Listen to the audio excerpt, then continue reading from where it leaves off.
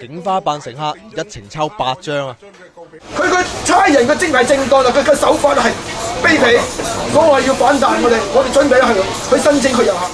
咁燥底，因為警方呢排玩新花款啊嘛，派咩鄧扮客，一見佢哋喺禁區上落客，即抄。嗰條葵涌道嗰陣時咧，佢就又有個女警就走出嚟截我部車，跟住我拍咗埋去停低，跟住後邊有個女警行出嚟就表露個身份，佢就話我係女警，咁咧我就問佢咩事，咁佢就話你沿路上咗8個禁區，上咗8個乘客，我亦都冇解釋點樣抄我呢8張嘅告票，同埋冇解釋喺邊個時候上邊個客。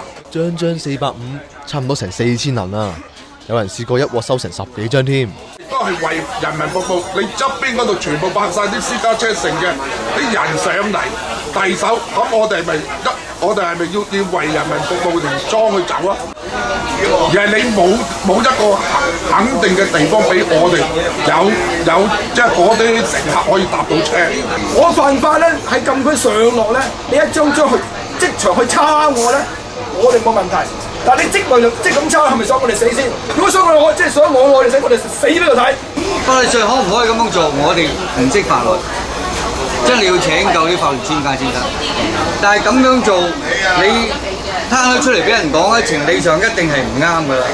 喂，你真係想人死啫喎，家陣。人哋都係揾2餐，唔係打劫喎。唉，政府水浸又唔派錢，仲要咁樣趕絕法，真係。我寫過